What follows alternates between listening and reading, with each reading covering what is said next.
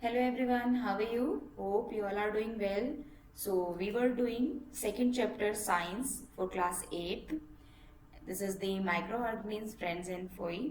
So in these chapters we have already studied about what is microorganism and types of microorganism. So we have studied five types of microorganism, that is bacteria, fungi, protozoa, alga and viruses. So there are five types of microorganism that we surrounds us. ठीक है, इन सब से हम घिरे हुए हैं, हमारे चारों तरफ है, ये हर जगह है. So today we are going to study about the microorganism that is friendly. So what we are going to study today? Friendly microorganism, right? So let's start this video without further ado. Useful and friendly microorganism, right? Microorganism plays an important role in our lives, right? कि कुछ microorganism हैं जो कि beneficial भी हैं बच्चे, और कुछ क्या हैं, हार्मफुल भी हैं, जिसकी वजह से क्या होती है, डिजीज होती हैं. ठीक, तो आज जो हम पढ़ेंगे वो हम बेनिफिशियल यानी यूजफुल फ्रेंडली माइक्रो ऑर्गेनिज्म के बारे में पढ़ेंगे. तो इनका यूज कैसे है, कि जो ये फ्रेंडली माइक्रो ऑर्गेनिज्म है इनकी अलग अलग यूज है. जैसे इनका कमर्शियल यूज है, मेडिसिनल यूज है, एनवायरनमेंट को क्लीन करने में इनका यूज है, और भी इनके यूज हैं. तो फर्स्ट जो यूज है वो क्या है, कमर्शियल यूज. कमर्शियल यूज में किस तरीके से, कि देखो लार्ज जो प्रोडक्शन होती है अल्कोहल की, वाइन की, एसिटिक एसिड. एसिटिक एसिड आपके घरों में भी है. कैसे है, कि जो आप विनेगर की जो बॉटल होती है वो क्या होती है, एसिटिक एसिड. तो micro organism are use for the large scale production of alcohol, wine, acetic acid. और जो माइक्रो ऑर्गेनिज्म इस अल्कोहल को बनाने में जो कि जिसका यूज किया जाता है वो क्या है, east. East is the micro organism which is used. East क्या है, वो माइक्रो ऑर्गेनिज्म जिसका यूज हम प्रोडक्शन, अल्कोहल की प्रोडक्शन करने के लिए यूज करते हैं. ये जो अल्कोहल होती है, इस जो ये अल्कोहल ईस्ट से बनती है, इसका यूज किस किस चीज में हम लोग करते हैं, तो वाइन बनाने में, बियर बनाने में, और साथ ही साथ हम इंडस्ट्रियल स्प्रिट जो बनता है, आप देखते हो कि नील पेंट हटाने के लिए नील रिमूवर होता है, तो उसमें भी क्या होता है, स्प्रिट होता है. और आप हैंड सैनिटाइजर जो कि लार्ज स्केल पे इस वक्त बनाया जा रहा है, तो उसमें भी क्या मिला होता है, वो भी क्या होता है, स्प्रिट मिली होती है, मतलब एल्कोहल मिला होता है उसमें. ठीक है, अल्कोहल मिलाकर जो सैनिटाइजर वगैरह, तो वहां पे भी यूज है. हैंड सैनिटाइजर बनाने में, स्प्रिट बनाने में, बियर अल्कोहल, और सॉरी वाइन बनाने में इसका अल्कोहल का यूज होता है. अब देखते हैं कि जो ईस्ट होता है वो अल्कोहल बनाता कैसे है. ईस्ट क्या करता है बच्चे, कि जो नेचुरल शुगर होती है, मतलब नेचुरल शुगर हमें किस किस चीज से मिलती है, नेचुरल शुगर हमें फ्रूट से मिलती है.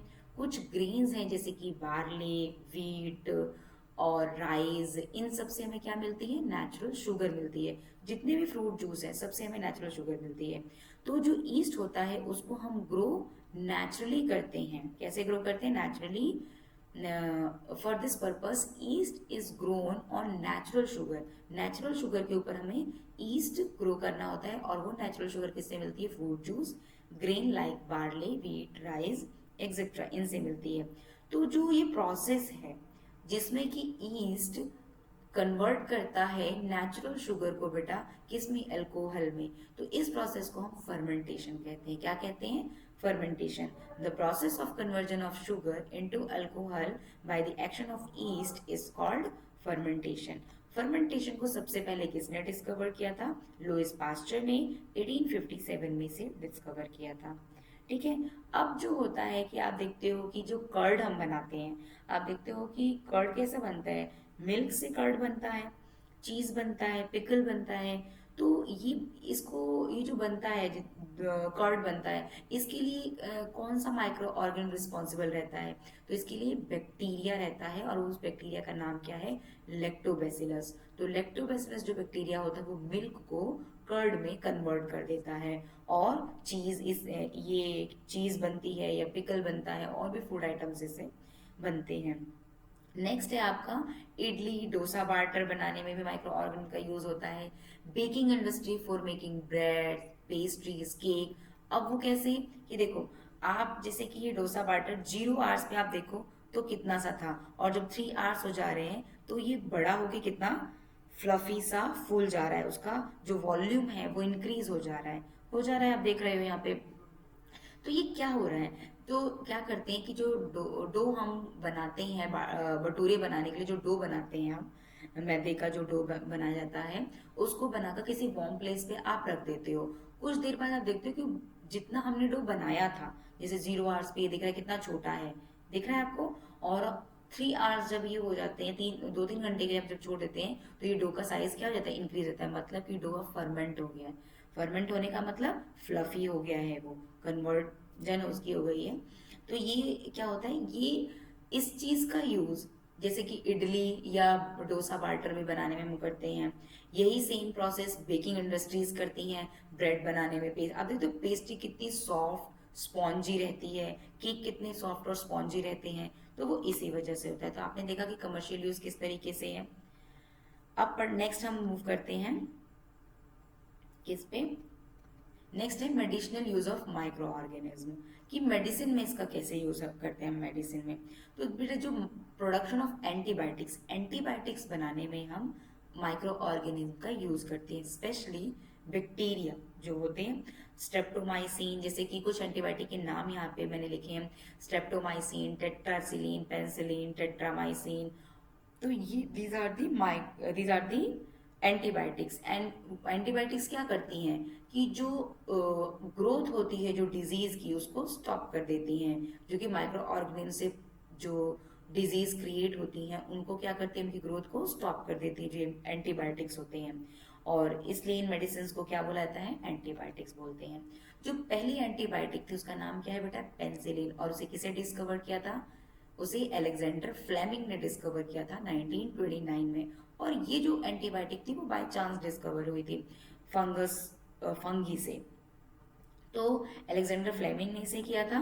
Antibiotic are very effective in curing disease caused by micro organism. जो माइक्रो ऑर्गेनिज्म होती हैं बेटा, जो कि किससे, कौन से माइक्रो ऑर्गेनिज्म, मतलब कि बैक्टीरिया और फंगी से जो डिजीज होती हैं हमें, उन डिजीज से क्योर करने के लिए एंटीबायोटिक्स बनते हैं, उसमें ज़्यादा इफेक्टिव रहते हैं।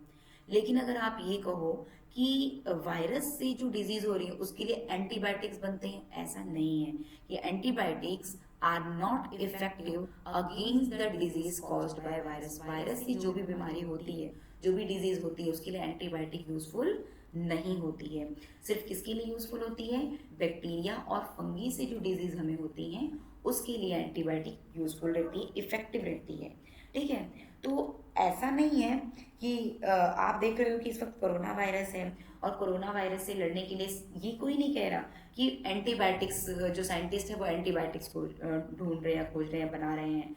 वो क्या कह रहे हैं, वैक्सीन बना रहे हैं इसकी। तो ये जो वायरस से होने वाली डिजीज है उसके लिए क्या बनाई जाती है, वैक्सीन बनाई जाती हैं।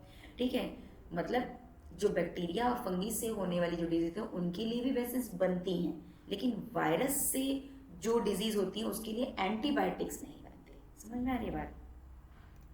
Production of vaccines. अब वेसिन्स आपको पता हो, पोलियो की vaccines, small pox, chicken pox, rabies, जैसे ट्यूबरक्लोसिस है या आपका कॉलेरा है, तो इन सब डिजीज से फाइट करने के लिए भी क्या बनती है, वेसिन्स बनी है। ठीक है ना, तो ऐसा नहीं है, बैक्टीरिया से और फंगी से होने वाली डिजीज के लिए भी वेसिन्स बनती हैं। ठीक, लेकिन वायरस से होने वाली डिजीज के लिए एंटीबायोटिक्स नहीं बनते। ठीक, उसके लिए क्या बनते हैं, वैक्सीन्स ही बनती हैं।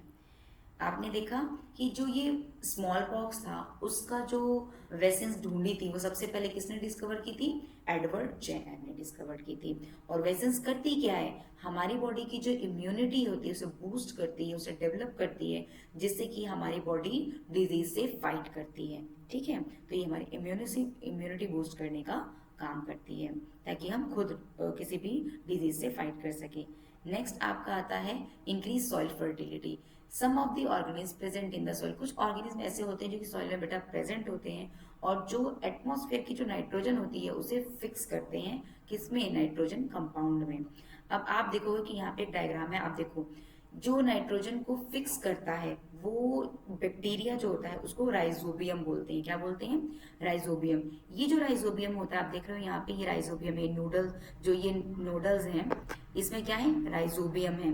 तो ये राइजोबियम सिम्बॉटिक रिलेशन रखते हैं। सिम्बॉटिक का मतलब आप मेरी हेल्प करो, मैं आपकी हेल्प करता हूँ। तो राइजोबियम क्या करता है, प्लांट की हेल्प करता है और प्लांट राइजोबियम की हेल्प करते हैं। कैसे कि प्लांट राइजोबियम को रहने के लिए शेल्टर प्रोवाइड करता है और इसके बदले में राइजोबियम प्लांट के लिए क्या करता है, राइजोबियम प्लांट के लिए जो एटमॉस्फेरिक नाइट्रोजन होती है उसको कन्वर्ट कर देता है सॉल्युबल फॉर्म में, ताकि वो सॉइल में अच्छे से मिल सके और सॉइल की फर्टिलिटी बूस्ट हो सके। और ये राइजोबियम बेटा सिर्फ लेगुमिनस प्लांट में पाया जाता है, मतलब जो जैसे पी हो गया, मटर हो गया, तो इन सब चीजों में जो दालें होती हैं ना, जो लेगुमिनस प्लांट होते हैं उनमें राइजोबियम पाया जाता है। ठीक है, तो ये बैक्टीरिया होता है जिसका नाम क्या है, राइजोबियम। अब आप देखो, the nitrogen compound mix with the soil, nitrogen जो कंपाउंड होता है वो सॉइल में मिक्स हो जाता है और सॉइल की फर्टिलिटी को इंक्रीज कर देता है। सम बैक्टीरिया लाइक राइजोबियम, और उस बैक्टीरिया का नाम क्या है, राइजोबियम। और एक और है एल्गा, इस एल्गा को हम साइनोबैक्टीरिया बोलते हैं। इस एल्गा का नाम क्या है, साइनोबैक्टीरिया। मैंने आपको जब एल्गा, ब्लू ग्रीन एल्गा, इसका नाम एक और बताया था मैंने कि ये जो ब्लू ग्रीन एल्गा है इसको हम साइनोबैक्टीरिया बोलते हैं, और जो किसके लिए हेल्पफुल होता है, नाइट्रोजन को, जो एटमॉस्फेरिक नाइट्रोजन होती है उसको फिक्स करने के लिए ये हेल्पफुल रहता है। ठीक है, तो nitrogen gas from the atmosphere to enrich the soil, soil को एनरिच करता है विद द नाइट्रोजन कंपाउंड।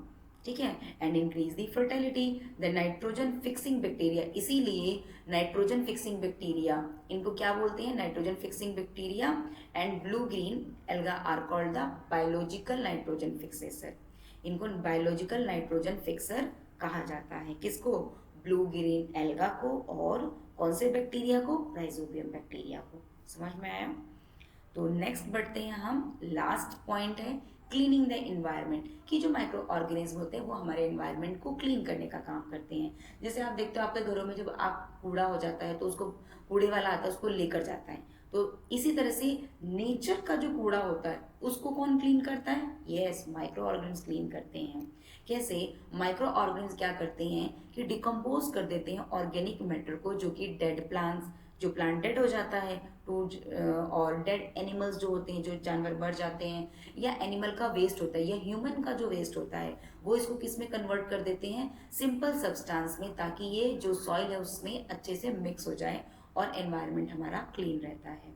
ठीक है, तो ये एक तरीके से क्या है, ये स्कैवेंजर ऑफ द नेचर है, जो कि नेचर को क्लीन करके रखते हैं।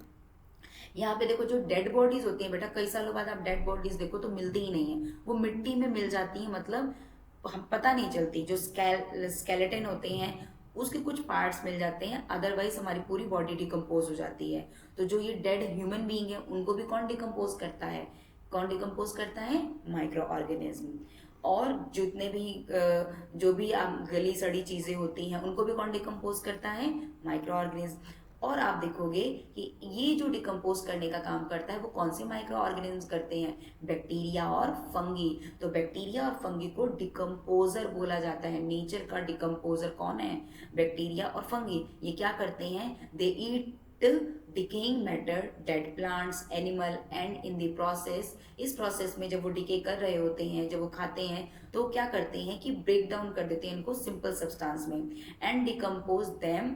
when that happens they release nutrients, और क्या रिलीज करते हैं, न्यूट्रिएंट्स रिलीज करते हैं, एंड मिनरल्स, जो कि दोबारा किस में चले जाते हैं, सॉइल में ही चले जाते हैं, और सॉइल में जाने से प्लांट उसको दोबारा से यूज कर सकते हैं। तो इस तरीके से सॉइल की फर्टिलिटी भी बनी रहती है, इन्वायरमेंट क्लीन भी रहता है, और जो प्लांट्स हैं उनको जो न्यूट्रिएंट्स हैं वो मिल जाते हैं। तो आपने देखा कि ये क्या थे, यूजेस थे, जो कि micro organism, friendly micro organism, ये कितने ज़्यादा बेनिफिशियल है, ये आपने देखा कि हमारे लिए कमर्शियल यूज भी है इनका, मेडिसिनल यूज भी है इनका, एनवायरनमेंट को क्लीन करने में भी इनका यूज है, और फर्टिलिटी, सॉइल की फर्टिलिटी को बूस्ट करने में भी इनका यूज है। ठीक है, thanks for watching this video. If you like this video please like, share, subscribe our channel Nitya education. So thanks for watching.